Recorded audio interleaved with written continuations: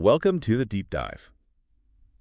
Okay, so you've sent us this really comprehensive look at India. hmm And what we want to do in this deep dive is sort of pull out the most interesting, the most important threads. Yeah, try and get a handle on it. Exactly. Give you a solid understanding of this incredibly diverse and influential country. We'll touch on, geography, history. Right up to the modern economy and its global role. Yep, everything. That's right.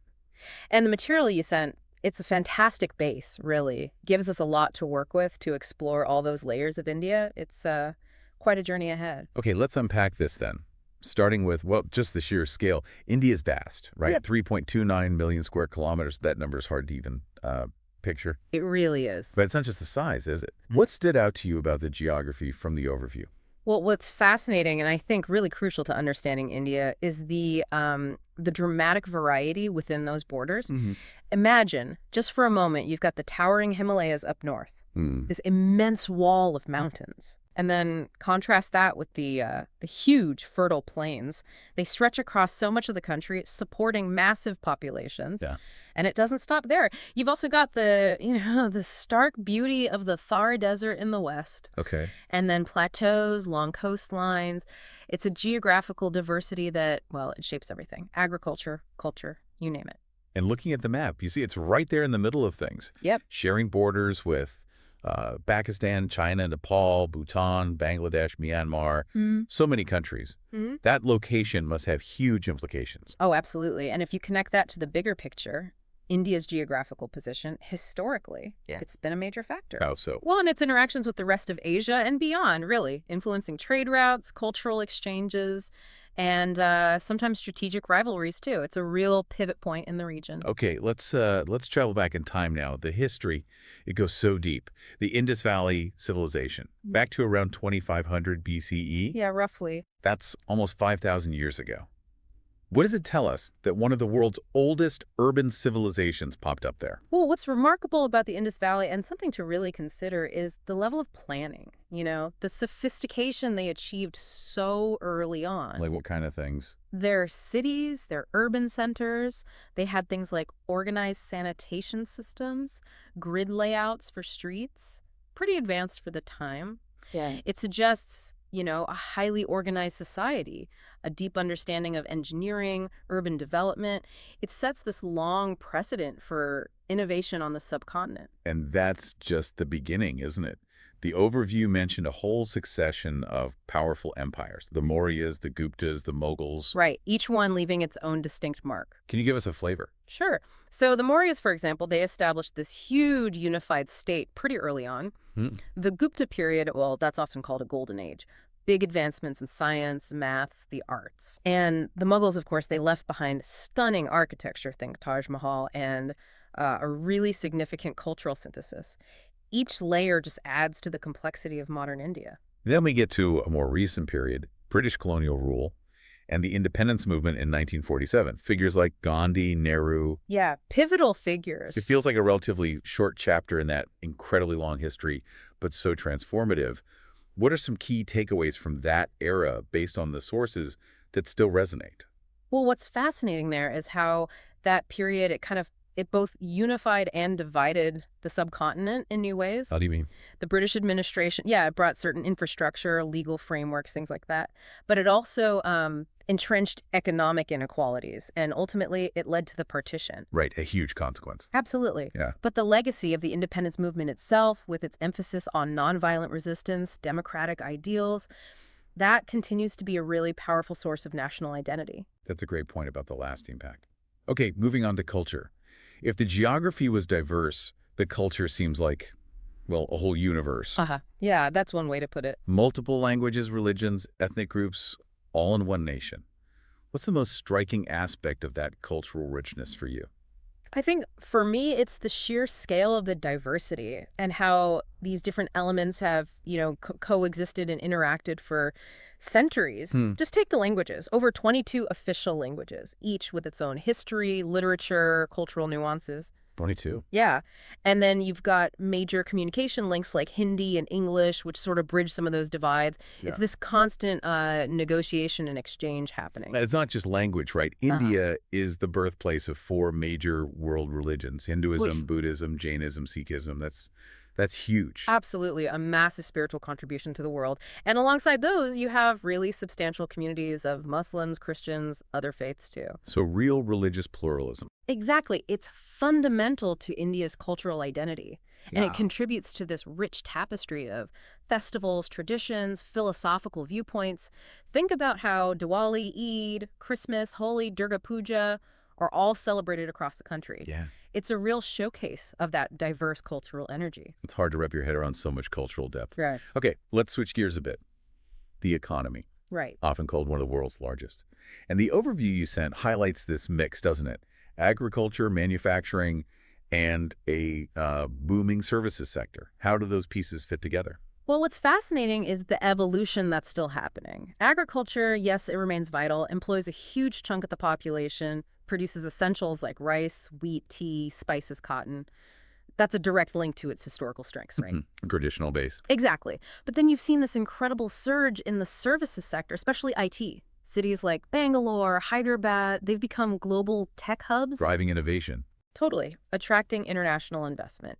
And increasingly, technology is also being used to try and improve agriculture too, so you see how these sectors are getting more intertwined. And it's not just the shiny new tech sector, though.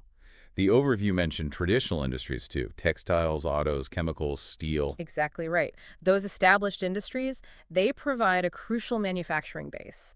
They contribute significantly to employment, to exports. That kind of diversification is really key to India's economic resilience and growth. And we can't forget the cultural exports, either. The overview touched on India as a major content creator, Bollywood, TV, digital platform. Oh, definitely. That has a significant economic impact as well as obviously cultural influence. How so? Well, Bollywood, for example, has a massive global reach, not just entertainment, but also shaping perceptions of Indian culture worldwide. Right. And the growth in digital content creation, that's opening up whole new economic opportunities and amplifying India's cultural influence even further. So how is this vast, complex country actually governed? The overview mentions it's a federal, parliamentary, democratic republic, constitution from 1950. Mm-hmm. What are the key bits of that system we need to understand? Okay, so the core principle is the separation of powers. Mm-hmm. You've got an independent judiciary, a legislature, parliament, and an executive branch, Standard democratic structure. pretty much. You have a president as head of state, largely ceremonial, though, and then the prime minister, who's the head of government and holds most of the executive power. Yep. The federal structure is important, too. Power is shared between the central government and the state governments. Right. And the multi-party system with big players like the Indian National Congress and the BJP, the Bharatiya Janata Party, well, that reflects the diverse political landscape, the range of ideologies in the country. Now let's look at India's role in science and technology. The overview you sent pointed to some really impressive achievements there. Yeah, definitely. India's made remarkable strides in various fields. The Indian Space Research Organization, ISRO, is probably the prime example. Yes, ISRO. They've gained huge international recognition, especially for being so cost-effective with missions like Chandrayaan to the moon, Mangalyaan to Mars. Highly successful, too. Exactly. These achievements, they don't just showcase India's scientific capabilities, they also, inspire national pride and international collaboration. And it seems like there's a real sort of groundswell of innovation happening beyond just the government level, like a growing startup scene. That's absolutely right. Cities like Bangalore, Delhi, Mumbai, they are just buzzing with entrepreneurial activity. There's a strong focus on developing new tech, new solutions across all sorts of sectors. E-commerce, fintech, biotech, you name it. This vibrant startup culture is really crucial for driving future economic growth and innovation. Okay, let's move to something I think many people are familiar with, maybe just a little bit: Indian cuisine. Ah, yes. Always popular. The overview mentions incredible regional diversity, the central role of spices. For someone who maybe only knows, like, curry and naan, what should they understand about the breadth of Indian food? I think the key thing, really, is that Indian food isn't one single thing, not at all. Right. Each region has its own distinct culinary traditions. Yeah. They're influenced by local ingredients, the climate, cultural history. Okay. And while spices are, a common thread, the way they're used, the resulting flavors, they vary enormously. Think about the difference between, say, a creamy Mughlai-inspired dish from the north Hmm. and maybe a tangy coconut-based curry from the south. Totally different worlds. Can you give us a few more specific regional examples the overview touched on? Sure. So South India, you get light, often fermented dishes like dosas and idalis, often served with sambar chutneys. Love dosas. Yeah, they're great. Then up north, especially Punjab, you find richer wheat-based dishes. Yeah. Butter chicken, naan bread. Classic. Exactly. Move west to Maharashtra, street food like vada pav is huge. And in the east, Bengali cuisine is known for its more delicate flavors, especially fish dishes, and sweets like rosagula. It's a proper culinary map of diversity. It really paints a picture, doesn't it? So Yeah. many distinct identities within one country. Now, if someone was inspired to visit after hearing all this, Hmm. what are some key tourist spots the overview highlighted? Well, India offers an incredibly diverse range of attractions. You've got the iconic historical landmarks like the Taj Mahal, obviously, Yeah. symbol of love, Mughal architecture. I must see for many. Definitely. Then there's Varanasi, one of the oldest living cities, a real deep dive into Hindu spirituality along the Ganges. Hmm. The majestic Himalayas, of course, for natural beauty, adventure. Kerala's backwaters offer this serene, unique experience. Sounds amazing. And then places like the temples of Khajuraho, famous for their intricate sculptures, just to name a few. So whether you're into history, spirituality, nature, vibrant city life, sounds like India has something. Absolutely. It's a destination that can cater to a really wide range of interests and travel styles. Now, it's important, of course, to have a balanced perspective. And the overview you shared also pointed out some significant challenges India still faces. Yes, that's crucial to acknowledge. What are some key areas where improvement is still needed? Well, despite all the achievements, India still grapples with significant challenges. Things like poverty, inequality, environmental degradation. These are major issues. And also issues around providing quality education and healthcare to all its citizens. Those remain critical areas needing attention. These are complex, interconnected problems, They require sustained, multifaceted approaches. The overview also mentioned the rapid growth of cities and some of the problems that come with that. Overcrowding, pollution. Yes, exactly. Rapid urbanization brings its own set of challenges. Strain on infrastructure, terrible traffic congestion in places, pollution in many urban centers. Right. Addressing those issues is crucial for, ensuring a sustainable and healthy future for India's growing urban population. Finally, let's look at India's position on the global stage. Clearly, a country with increasing influence. Indeed.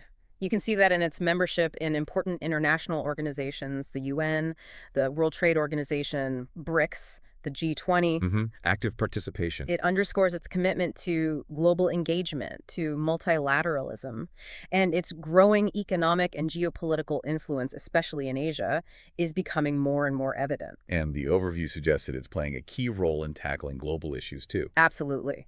India is an important voice, an active participant in discussions and actions on regional security, international trade, and crucial issues like climate change.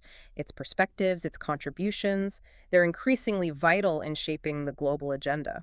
So bringing it all together then, this deep dive into the information you shared really shows India as this, truly immense, incredibly diverse nation. Immense is the word. It boasts a history stretching back millennia, a vibrant, multifaceted culture, and an economy that's just rapidly evolving. Yeah. It's a country navigating pretty significant challenges while at the same time becoming this ever more influential player on the world stage through tech, culture, diplomacy. Exactly. From the ancient Indus Valley right up to the modern achievements of Ice Row. Yeah. From its diverse religious traditions to its booming tech industry, India presents this really captivating blend of tradition and progress. And on that note, here's a final thought for you, our listeners, to consider. Given India's incredibly long history and its current rapid advancements in technology, its growing role in global politics, how might this unique intersection, this blend of ancient roots and modern innovation, how might that shape the future of the world in the coming decades? And thinking about your own perspective, now you have perhaps a deeper understanding. What role might you play in better understanding and maybe engaging with this dynamic and increasingly significant global power? A compelling question to mull over. Thanks for taking this deep dive with us. Yeah. Until our next exploration.